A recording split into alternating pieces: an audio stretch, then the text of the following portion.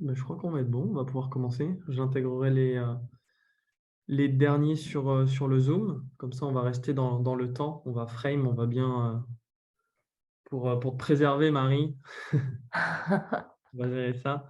Bienvenue à tous sur ce live. C'est la reprise des lives. Il n'y en a pas eu la semaine dernière, donc ça y est, on reprend nos thématiques.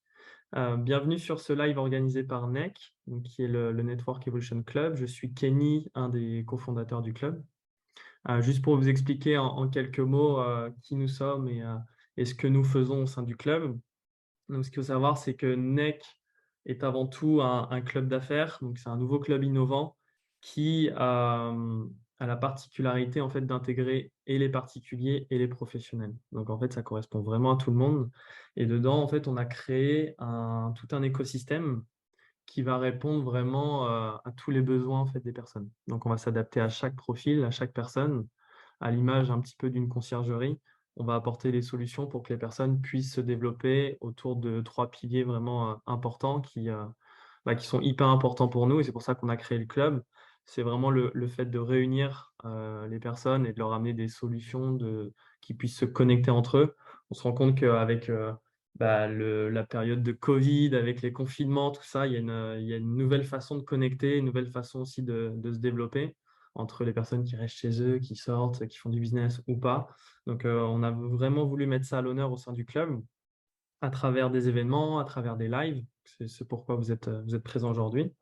Donc, l'idée, c'est d'accompagner les personnes vraiment du Web 2 au Web 3, vraiment vers les nouvelles solutions, que ce soit sur la nouvelle manière de recommander des personnes, de faire du business. Donc ça, c'est vraiment l'idée. On a un deuxième pilier qui est vraiment sur l'apprentissage. Donc là, on a développé toute une plateforme où vous retrouverez tous les lives qu'on est en train de faire, notamment aujourd'hui avec Marie sur le design humain, euh, où dessus, vous allez avoir plus de 60 heures de contenu, donc en termes de formation, de live, d'interview. Donc vous allez pouvoir vous développer là-dessus. Donc ça, c'est ce qui nous différencie de tous les autres clubs aujourd'hui qui sont présents sur le marché. Et le dernier pilier qui est important pour nous, ça va toucher un peu plus à l'indépendance et la liberté, c'est le fait de gagner. Où là, à travers des partenariats avec des entreprises, avec des formateurs, justement, on va pouvoir mettre en avant notre particularité, c'est vraiment, par exemple, avec Marie aujourd'hui, c'est de la mettre en avant pour qu'elle puisse développer son activité et que nous, ça nous serve en tant que connaissance. Et en plus de ça, tout le monde peut y gagner là-dessus. Donc ça, c'est un type de partenariat. Mais on a aussi, on va aller sur le côté, se diversifier, investir, optimiser son temps sans être forcément spécialiste de l'investissement. Voilà, pour que tout le monde puisse avoir des revenus complémentaires, passifs, et puisse avancer là-dessus. Donc, si vous voulez en savoir un peu plus sur le club, vous aurez directement le site. Mais c'était ma petite parenthèse pour pouvoir commencer ce live. Aujourd'hui, j'ai la chance d'avoir avec moi Marie, qui est spécialiste du design humain. Donc, vous savez, au sein du club, on fait plusieurs lives. Donc, on a 1 à 2 lives par semaine sur différentes thématiques, hein, le business, sur la recommandation, sur les partenariats, sur le mindset et le développement personnel. Et aujourd'hui, c'est une thématique qui me touche particulièrement. Ça fait quelques années que moi, je me développe aussi à ce niveau-là. Et le design humain était un outil important pour moi. Ça m'a permis de me connaître vraiment beaucoup mieux sur la sphère personnelle et sur la sphère professionnelle, pour savoir un petit peu comment je réagissais, comment je connectais avec les gens, avec qui je connectais, pourquoi ça fonctionnait avec certaines personnes et pourquoi avec d'autres ça ne fonctionnait pas. Et pourquoi, par exemple, dans mon job, mon poste, je vais fonctionner d'une certaine manière et comprendre en fait pourquoi certaines personnes fonctionnent d'autres manières aussi. Donc, c'était important pour moi aujourd'hui de faire ce live-là. Et quoi de mieux que d'avoir une spécialiste avec nous, donc Marie, qui va pouvoir se présenter, qui va pouvoir expliquer tout ça. En fait, à quoi sert cet outil, comment on l'utilise sur le côté perso, sur le côté pro. Aujourd'hui, on va plutôt aller sur une sphère plutôt globale parce que le design humain, justement, Marie va nous le dire, hein, c'est très, très large, hein. Il y a des bouquins, il y a des bouquins, il y a des formations, il y a plein de choses à voir et à pousser, à analyser. Donc aujourd'hui, on va vraiment faire une introduction. Vous allez pouvoir poser vos questions dans le chat ou même prendre la parole. On va pouvoir analyser déjà la première base sur le design humain et après on pourra aller un peu plus loin avec Marie. Marie, tu as le micro coupé, je pense que tu Ouais, peux c'est me... bon, j'allume. J'attendais pour Merci, l'allumer. merci d'être présente à nos côtés au sein du Club NEC. Ça me fait plaisir de t'avoir avec nous. On avait déjà prévu une session, on a dû la repousser. Et donc, ça y est, aujourd'hui, on peut l'honorer et je suis super content de t'avoir avec nous. Moi aussi, je suis super contente. Merci à toi, Kenny, de m'avoir invitée ici. Bonjour à tous. Merci à tout le monde d'être là aussi. Du coup, moi, je m'appelle Élise, alias Marie Tyson sur les réseaux. C'est depuis toujours, depuis que j'ai 7 ans quasiment, on m'appelle Marie, donc c'est resté.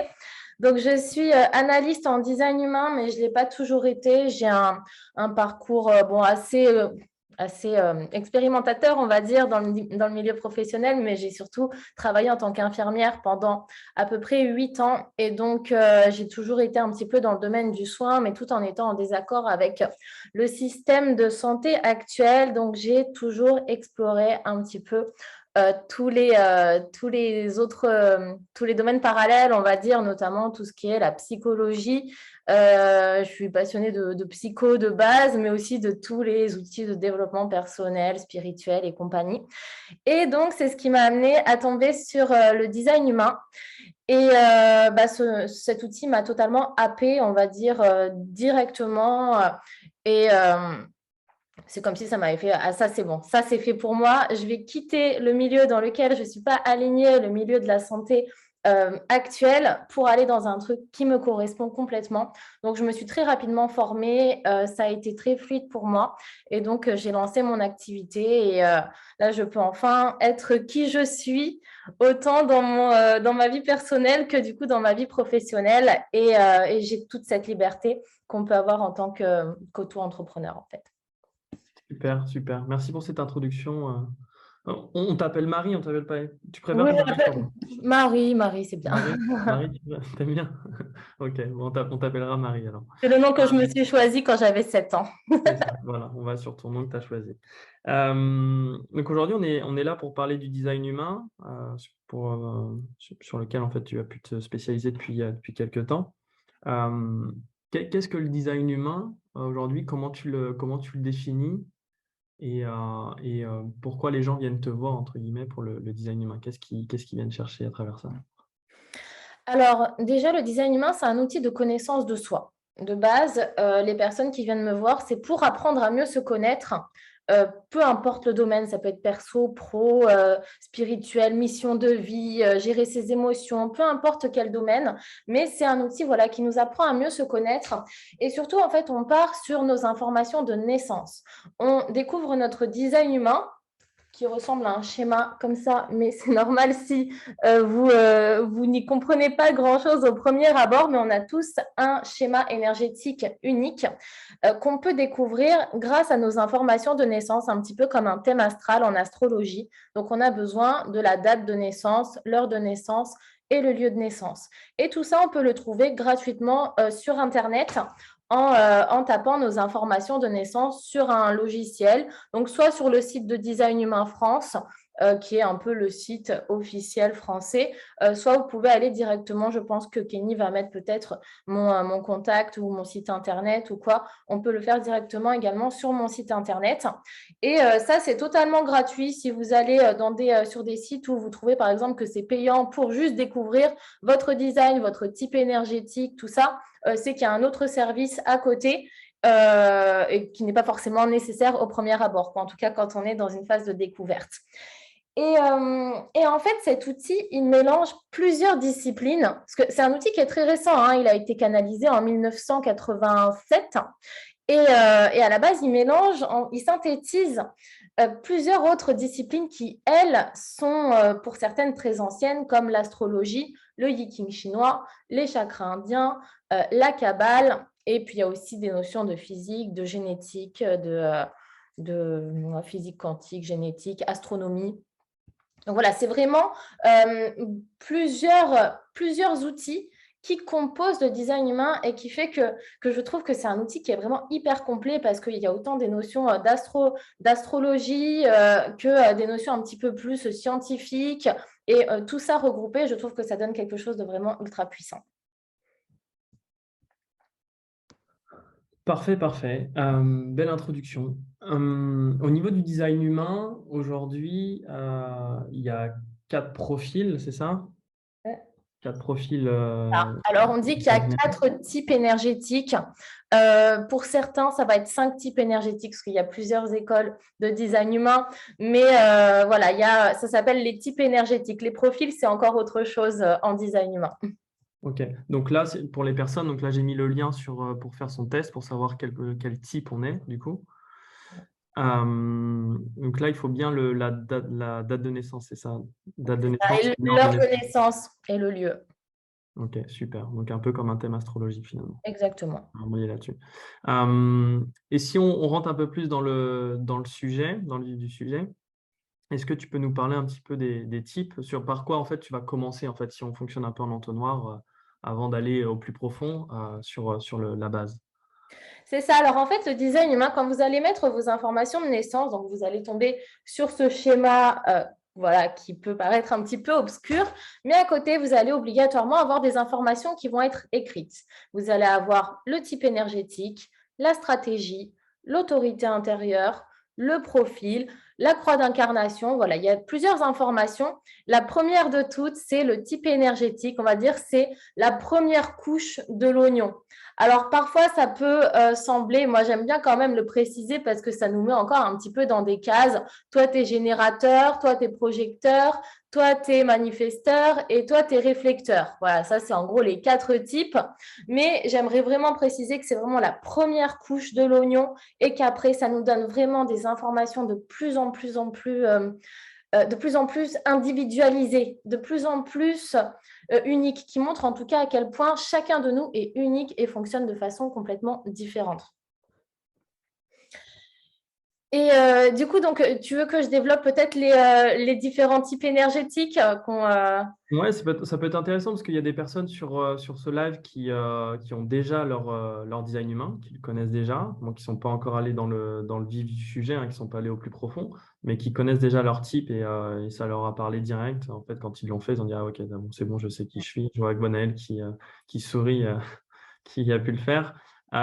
C'est bien, je pense, de décrire un petit peu les quatre types. Et puis comme ça, on va voir si les personnes arrivent à se voir là-dedans. Et finalement, quand ils vont faire le test, ils vont peut-être se rendre compte que bah, ils sont peut-être pas le type qu'ils pensaient être. Carrément. Alors, il faut savoir que chez les types énergétiques, ils sont pas égaux en termes de pourcentage. On a à peu près 70% de générateurs. Sachant que dans les générateurs, il y a 2 sous-types, entre guillemets, les purs générateurs et les générateurs manifesteurs. Ensuite, il y a à peu près 20% de projecteurs, 9% de manifesteurs et 1% de réflecteurs. Ce qui peut se passer parfois, c'est qu'on fait ce test pour voir, est-ce que je suis réflecteur, le 1%, l'unique, parce que bon, on a souvent envie d'être le phénomène rare qui est incompris, tout ça. Mais en réalité, même je veux dire, chez les générateurs, chaque générateur a ensuite des particularités, des dons, des potentiels, des choses qui font son unicité. Donc voilà, j'aimerais quand même préciser là-dessus, parce que souvent notre ego, il a envie de faire qu'on est le petit phénomène rare du groupe. Mais voilà. Alors, chez les générateurs, il y a, comme je vous ai dit, 2 sous-types, le générateur pur et le générateur manifesteur. Les générateurs, dans leur globalité, donc je parle des deux, leur particularité, c'est qu'ils vont avoir une aura qui est plutôt ouverte, qui va ressentir les autres de façon assez intense. C'est même parfois une aura un petit peu poreuse. Et aussi, ce qui fait leur particularité, c'est que c'est ceux qui ont la plus grosse source d'énergie qui existe chez les êtres humains. C'est le centre sacral. Alors, je vais prendre un petit stylo. Alors, les générateurs, en général, vous avez, enfin, c'est même sûr, vous avez le centre sacral qui est ici, qui est en rouge, qui est activé. Et c'est ça qui fait de vous un générateur. C'est vraiment la particularité des générateurs, c'est ce centre sacral activé. On peut lui faire des liens avec le chakra sacré d'ailleurs. Et le centre sacral, c'est la source d'énergie la plus endurante, la plus grosse source d'énergie, c'est l'énergie vitale, c'est l'énergie reproductrice. Et là, des fois, il y a des générateurs qui me disent « Ouh là là, non, non, mais moi, ça ne me correspond pas. Moi, j'ai fait un burn-out l'année dernière, je n'ai pas du tout d'énergie, je suis tout le temps fatiguée. Qu'est-ce qui cloche, quoi? Vous vous êtes trompé là en design humain. »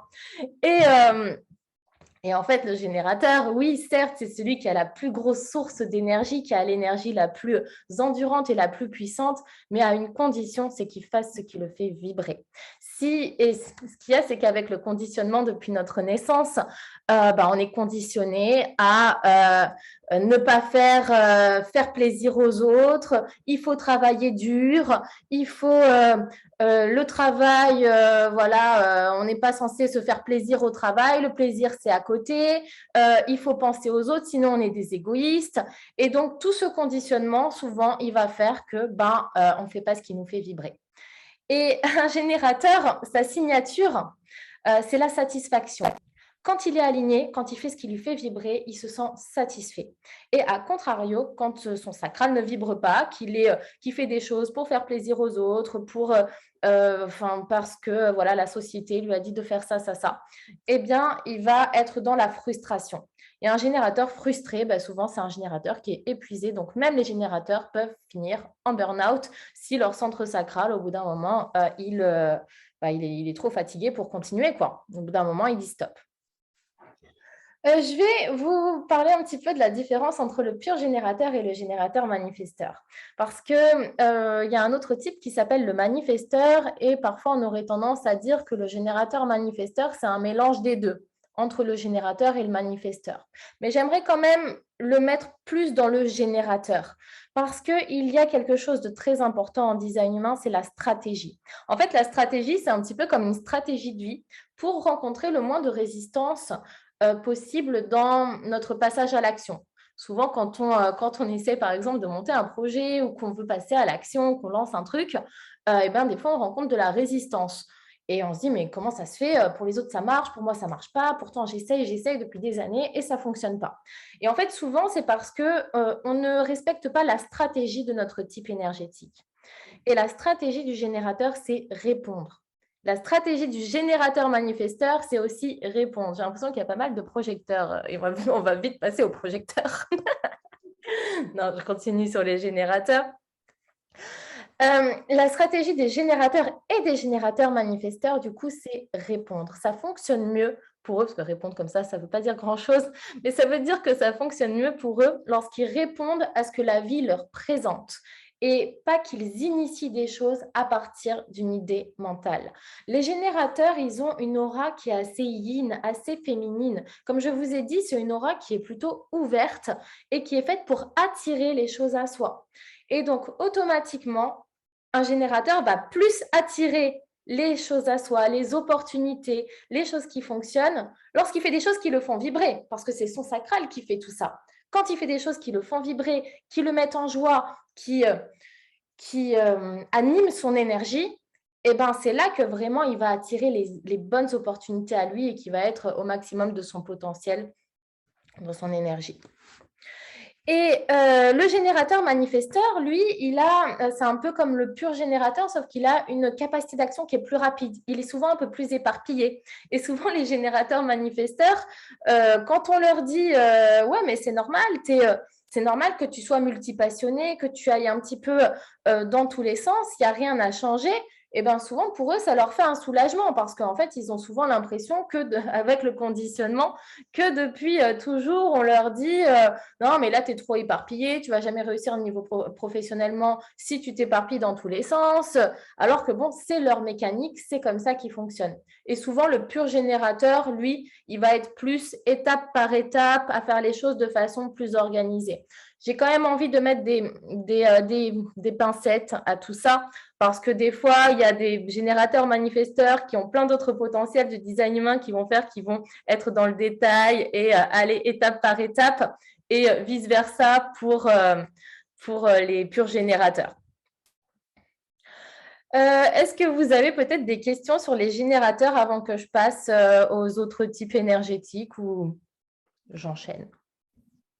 Vu qu'il y a beaucoup de projecteurs, à mon avis, tu auras plus de questions On va passer aux projecteurs. Non, je pense que c'est bien de décrire les quatre types et puis après, peut-être voir les corrélations entre les deux, au niveau peut-être des relations, du business, des choses comme ça. Ouais. Ça peut être pas mal. Oui, Marie, Alors, j'ai une question. oui. Oui. Donc, à partir du moment où on connaît cette